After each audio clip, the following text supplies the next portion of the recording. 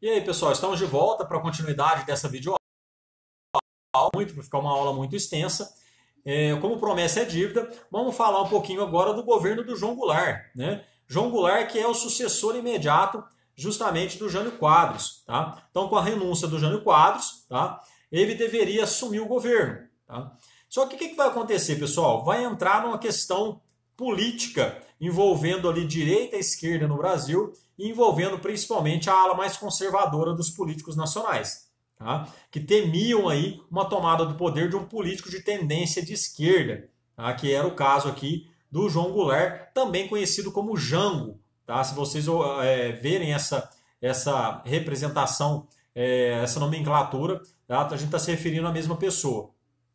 E aí, pessoal, os militares vão tentar impedir a posse do João Goulart, tá? Inclusive, né, ameaçando tomar o poder e tudo mais, né? E vai ser trabalhada toda uma campanha, inclusive vai ser encabeçada pelo Leonel Brizola, né, que era cunhado do João Goulart, lá no Rio Grande do Sul, chamada Campanha da Legalidade ou Cadeia da Legalidade, tá?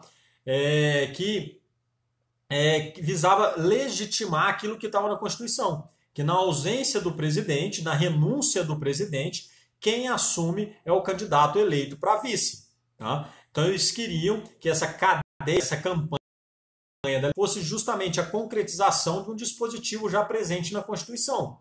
Só que os militares não entendiam dessa forma, tá? Acreditando que ele poderia ser uma ameaça à soberania nacional. Tá? E aí, pessoal, o Brizola vai às rádios, né, vai conclamar o povo ali, né, justamente juntamente com os movimentos estudantis, com vários intelectuais da época, que vão exigir, né, a posse do João Goulart. Tá? E aí, pessoal, para não chegar às vias de uma guerra civil, ou seja, de um conflito, uma disputa do poder, o João Goulart acaba aceitando uma condição que lhe foi imposta, né? Que é a condição de assumir o Brasil, mas num regime parlamentar, num sistema parlamentarista, na qual o presidente vai ter o poder muitíssimo limitado. Né? O presidente vai ser apenas uma figura representativa, ele não vai ter tanto uma figura de destaque de participação na tomada de decisão. Tá? E aí o que vai acontecer? Vai ser nomeado, então, primeiros ministros. Então, esse primeiro-ministro é, de fato, quem vai em alianças com o Congresso e ele que, de fato, vai governar. Tá? Então, ele vai pouco, o João Goulart vai pouco se aventurar, pouco influenciar nas tomadas de decisão. Então, pouco governar. Ele acaba assumindo em 7 de setembro de 1961, né, tomando posse aí como presidente nesse regime ainda parlamentar. E aí vão ter três primeiros ministros. Um deles é o Tancredo Neves. O Tancredo Neves é o vovô do Aécio. Tá? O Aécio aí, já foi candidato a presidente, já foi senador, né? Atualmente está envolvido em algumas denúncias de corrupção, mas o berço político, né, a linhagem política vem aí desde muito cedo. Importantíssimo no processo de redemocratização do Brasil. Gravem isso aí que a gente vai ver isso em aulas posteriores aí, tá? Só fica a dica. O outro primeiro-ministro é o Francisco Brochado, devido a algum certo trauma desse nome, né? Creio eu. O Hermes vai assumir também, tá? Hermes Lima, se não me falha a memória, tá?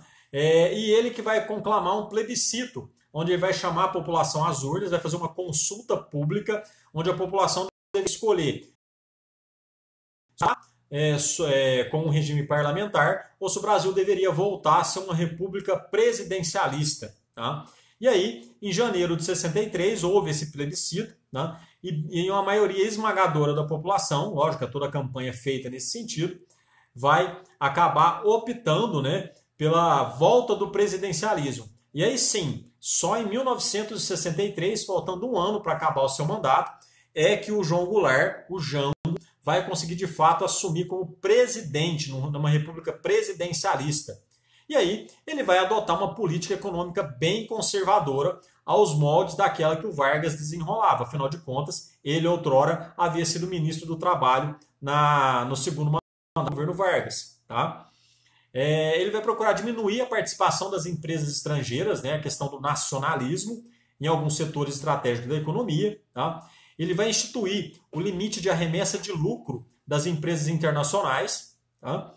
E ele vai seguir as orientações do FMI, principalmente quanto à austeridade, quanto à redução de gasto e uma série de coisas.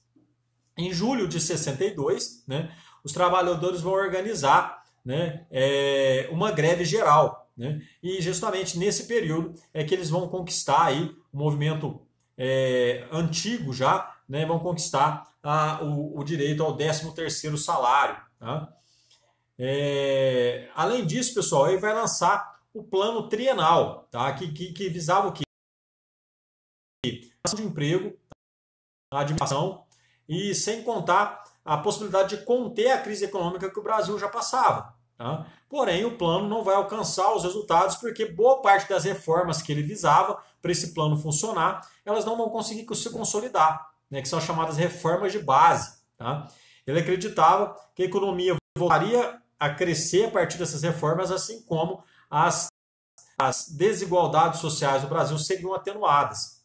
Dessa forma, ele tinha como a reforma agrária, que nunca havia sido feita na história do Brasil e até hoje caminha a passo de tartaruga, tá? Ou seja, a redistribuição da terra, né? A desocupação de latifúndios improdutivos para fazer isso gerar renda. Então, isso hoje, né, afronta o interesse, né, de grandes empresários, de grandes proprietários, e nunca conseguiu ser realizado. Né, e na década de 60. Uma reforma tributária, né, para rever a questão de arrecadação, uma reforma administrativa para desinchar toda a malha burocrática do Brasil, uma reforma bancária e educacional. Então, essas reformas de base passavam diretamente pela questão dessas reformas de base. Tá? Dessas apanhado de reformas. E aí, pessoal, ele vai limitar essa remessa de lucro, ele vai nacionalizar as empresas de comunicação, tá? Ele vai suspender a concessão de empresas mineradoras, ou seja, empresas estrangeiras não poderiam extrair o minério de ferro no Brasil, isso para proteger a Vale do Rio Doce. Tá? Ele vai fazer um grande comício na Central do Brasil, no Rio de Janeiro, em 1963, onde ele vai anunciar, né, para mais de 300 mil pessoas que daria início às reformas de base, dentre elas a reforma agrária, tá? E livraria o país, né, de todo este comício, pessoal, vai fazer com que aquela bandeira ou aquele estereótipo de que o João Goulart era um político de esquerda se perpetuasse na sociedade brasileira, principalmente pelos políticos mais conservadores. E aí vai haver toda uma mobilização contrária à manutenção do João Goulart no poder. Tá?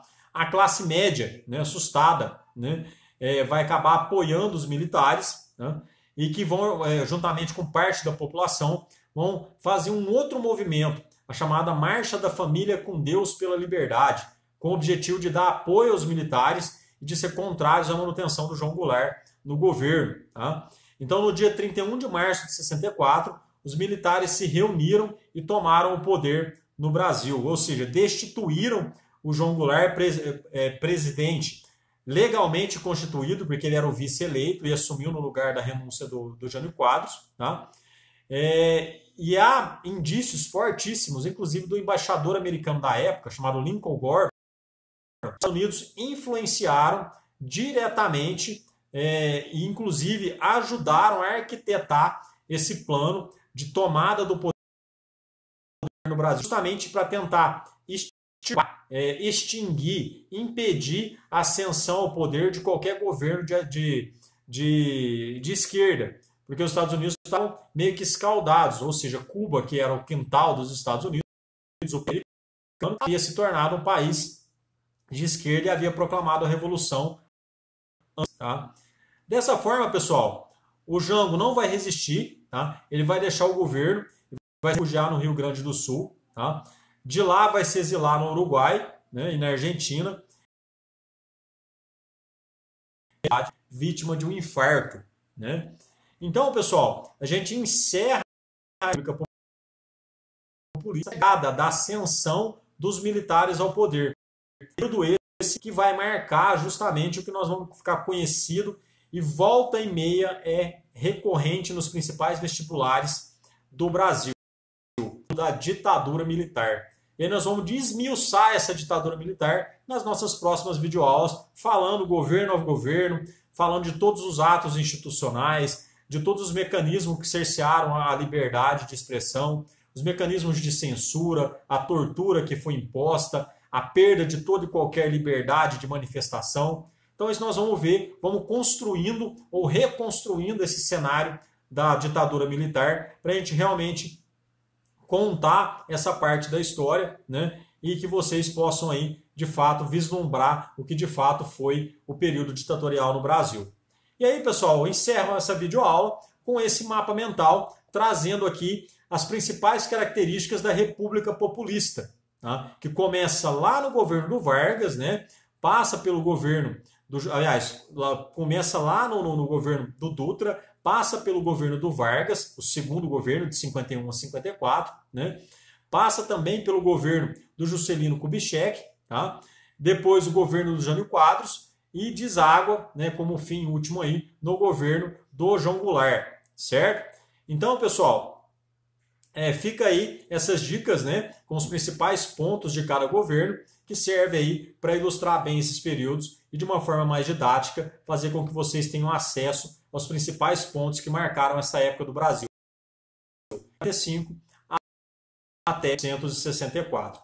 Certo, pessoas? Estou à disposição de vocês. Deixe comentários, dê o seu like, tá? Espero vocês no fórum. Um abraço.